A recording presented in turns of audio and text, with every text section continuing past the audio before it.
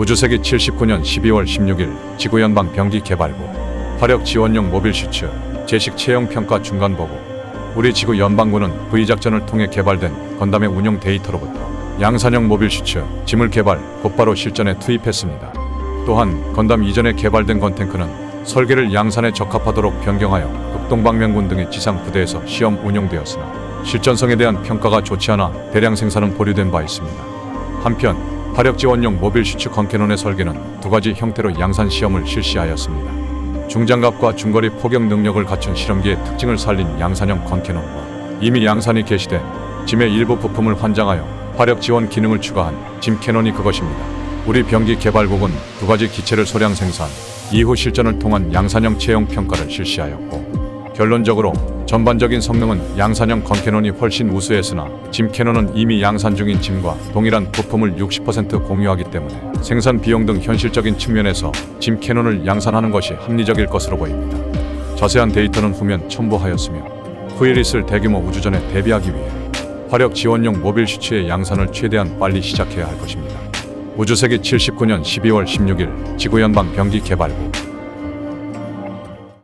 안녕하세요. 플라스미스 요한입니다. 오늘의 주인공인 양산형 건캐논은 79년작 기동전사 건담에 나왔던 시험용 모빌슈츠 건캐논의 설계를 토대로 대량 생산 시험용으로 개발된 기체입니다. 그러나 양산형이라는 단어가 이름에 붙어 있음에도 생산 효율 측면에서 짐 캐논과 볼에게 밀려 실제로 양산된 적은 없는 기체죠. 그 대신 초기에 소량 생산된 기체들이 몇몇 부대에 보급되었는데 외전 OVA인 주머니 속의 전쟁에서 짧게나마 그 모습을 확인해 볼 수 있었습니다. 몇몇 다른 외전에도 등장하긴 했지만 정식으로 애니메이션에 나온 것은 이게 전부인 마이너 기체인데요. 자, 아무튼 오늘은 이 양산형 건캐논에 대해 이야기해보고 2004년 하이그레이드 UC로 발매된 이 기체의 건프라를 만들어 보도록 하겠습니다. 자, 그럼 오늘의 건프라 썰 양산형 건캐논 편 본격적으로 시작합니다.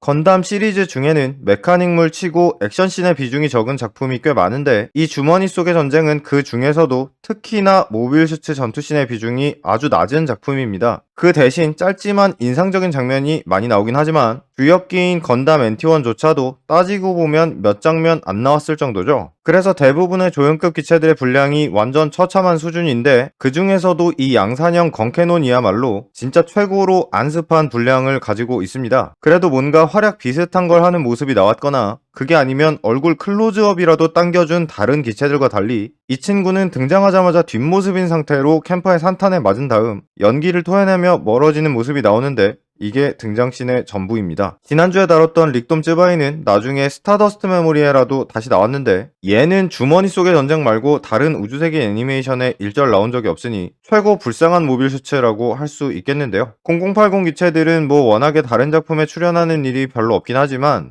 이 기체의 등장이 적을 수밖에 없는 이유는 이름에 양산형이라는 단어가 붙어 있음에도 설정상 양산이 된 적이 없는 기체이기 때문입니다. 자, 그래서 이제 이 기체의 설정에 대해 이야기해 보도록 하죠. 자, 먼저 이 기체의 원본이라고 할 수 있는 건캐논부터 살펴봅시다. 다들 아시겠지만 RX-772 건캐논은 건담 그리고 건탱크와 함께 개발된 기체로 중거리 화력 지원을 담당할 수 있도록 설계되어 있습니다. 여러가지 무기를 사용할 수 있다는 설정이지만 가장 대표적인 무기는 어깨에 2개가 달려있는 240mm 캐논이 되겠는데요. 40발을 장전해둘 수 있는 이 저반동포가 건캐논의 주포라고 볼 수 있겠고 순행식으로 총기를 박렬해 머신건만큼 빠른 연사 속도로 고폭탄을 발사할 수 있습니다. 또 건캐논은 건담과는 다른 종류의 빔 라이플을 사용하는데 이건 저격용으로 건담의 빔 라이플에 비해 사거리가 긴 대신 사용 난이도가 더 높았다고 합니다. 자, 이렇게 중거리 화력 지원에 걸맞는 무장에 더해 건캐논은 기동성보다는 내구성을 우선시해 설계되었는데요. 건다리움으로 만들어진 건캐논의 중장갑은 릭돔의 자이언트 바주카를 직격으로 맞아도 견딜 수 있었다고 합니다. 애니메이션에 등장하는 건캐논의 이미지 때문에 양산형 기체로 보이기도 하지만 건담 그리고 건탱크와 마찬가지로 건캐논 또한 아직 지구연방의 모빌슈츠 양산 계획의 방향성이 잡히지 않은 시점에 만들어진 실험기였죠. 그러나 건담이 근거리뿐 아니라 중거리 전투에서도 좋은 성과를 보여주자 지구연방은 건담의 설계와 운용 데이터를 통해 만들어진 짐을 대량 생산하기로 결정했고 이 기체가 연방을 대표하는 양산기가 되었습니다. 하지만 그렇다고 건캐논과 건탱크의 양산 가능성이 곧바로 폐기된 것은 아니었죠. 그래서 먼저 우주 공간에서의 활용을 염두에 두지 않는 대신 장거리 포격과 대공 전투 성능을 올린 양산형 건탱크가 시험 생산되어 동남아 전선 등에서 활용되었고, 이 모습은 08소대에서도 볼 수 있었죠. 또 중거리 포격 지원기인 건캐논은 두 가지 형태의 시험기로 만들어졌는데요. 첫 번째는 건캐논의 특징을 거의 그대로 살린 RX-77D 양산형 건캐논으로 생산성을 올리기 위해 코어 블록 시스템을 제거했고, 외장은 건다리움에서 티타늄 세라믹 합금으로 변경하는 대신 두께를 늘려 기존과 비슷한 수준의 방어력을 유지할 수 있었습니다. 그러나 내부 부품은 소량 생산된 지휘관 전용기 짐 커맨드의 부품을 일부 사용했고, 기존 건캐논보다도 높은 성능의 제너레이터를 사용하는 등 대량 생산 가능성을 타진하기 위해 만들어본 기체치고는 생산 효율보다 성능에 치중한 듯한 물건이었죠. 게다가 기존 건캐논보다 개선된 점도 있었는데, 어깨에 달려있는 240mm 캐논은 실린더 형태의 아웃트리거를 사용해 사격 시에만 총신을 확장할 수 있는 기능이 추가되었습니다. 그래서 비전투 시에 더 효율적으로 수납할 수 있게 되었죠. 또 사용하는 장면이 나오지는 않았지만 스커트 아래쪽에는 확장 가능한 받침대가 달려있어서 사격 시 기체를 안정적으로 받쳐줄 수 있었다고 합니다. 숄더 캐논 외의 무장으로는 기존 건캐논과 같은 구경에 60mm 헤드발칸이 달려있고,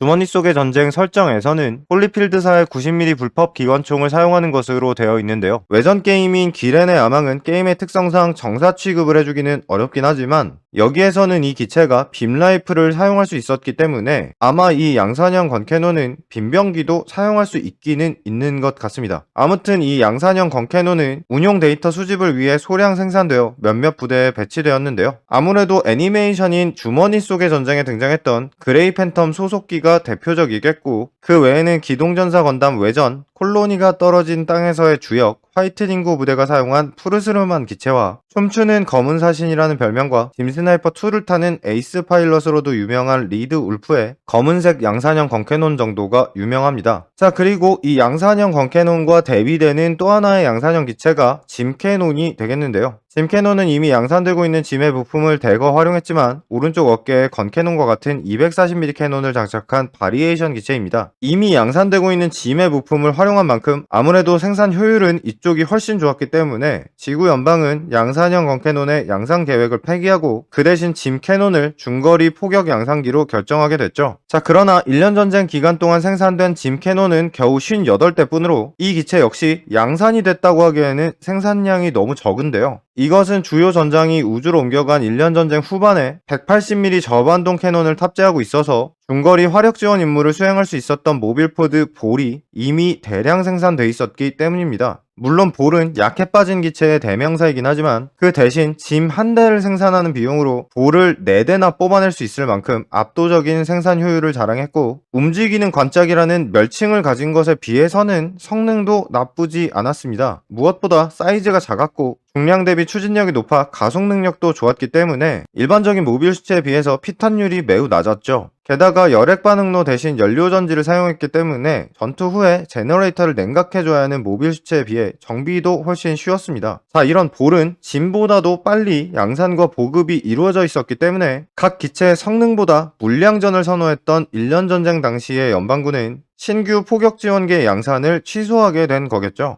아무튼 화이트 베이스 부대의 건캐논이 보여주었던 화력을 봤을 때 그로부터 개선된 기체로 보이는 양산형 건캐논이 대량 생산되었다면 분명 좋은 화력을 보여줄 수 있었을 것으로 예상되지만, 급격하게 변해가는 1년 전쟁 후반부의 양산과 고성능 기체의 소량 생산보다 물량전을 선택한 지구연방의 전략 때문에 이 기체는 양산형이라는 니값도 못하는 기체가 되어버린 것 같네요.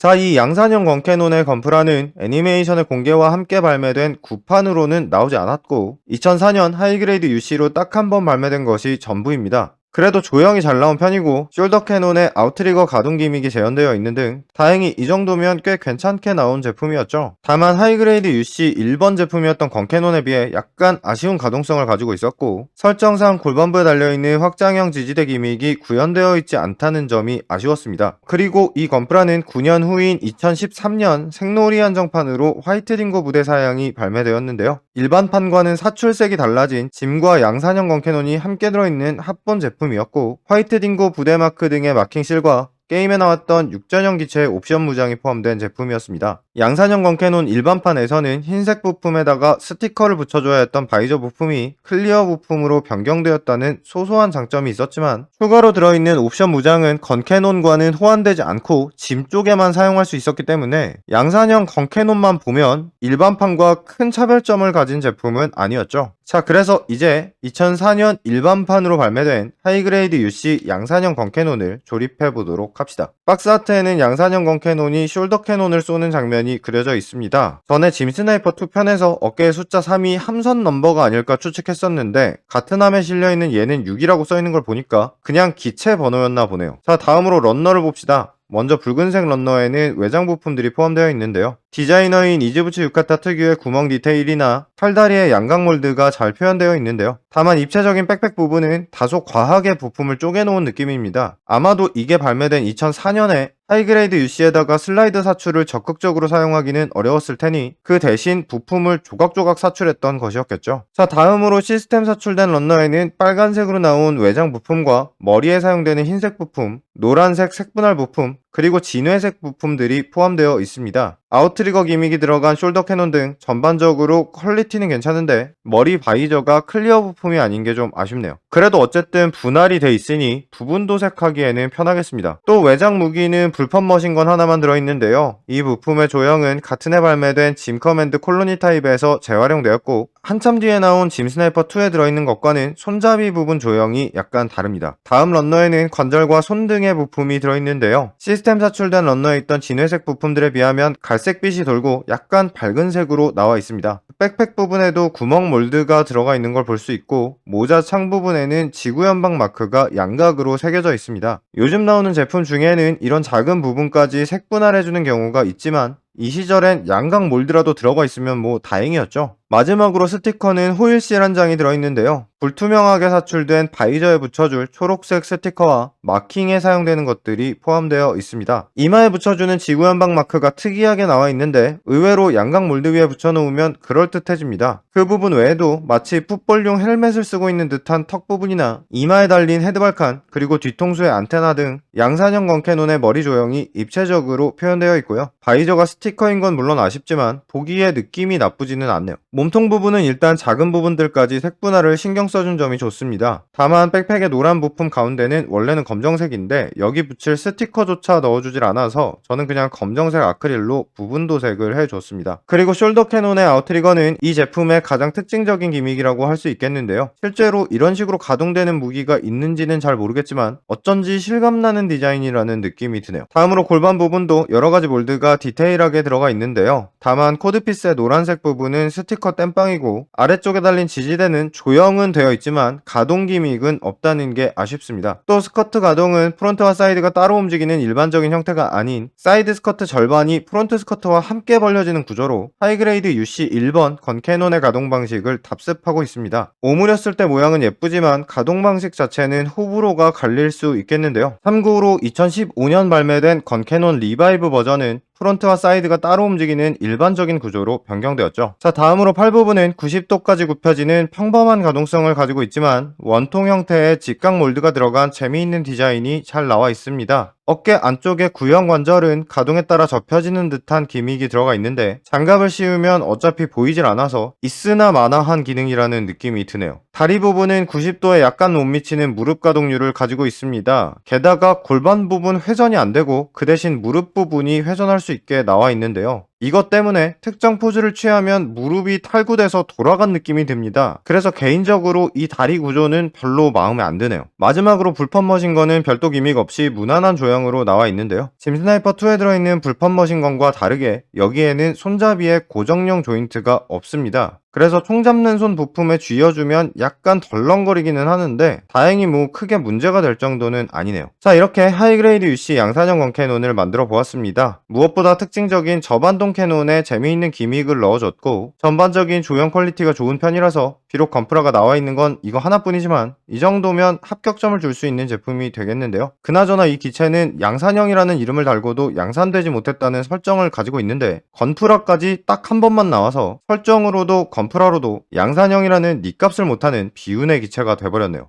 아무튼 하이그레이드 UC 건캐논은 2015년 발매된 리바이버 버전도 있고 디오리진 건캐논의 조형을 활용해 발매되는 도안선 버전도 곧 발매될 예정이기 때문에 걔네들이랑 비교하면 이 양산형 건캐논은 아무래도 제품 자체의 퀄리티는 떨어질 수밖에 없겠지만 그래도 일반 건캐논과 다른 특징적인 디자인이 마음에 드신다면 혹은 지구연방계 양산기들을 좋아하시는 분이라면 한 번쯤 만들어 보실 만한 제품인 것 같습니다. 자, 그럼 여기까지 저는 플라스미스 요한이었습니다. 구독해주시고 또 봐요.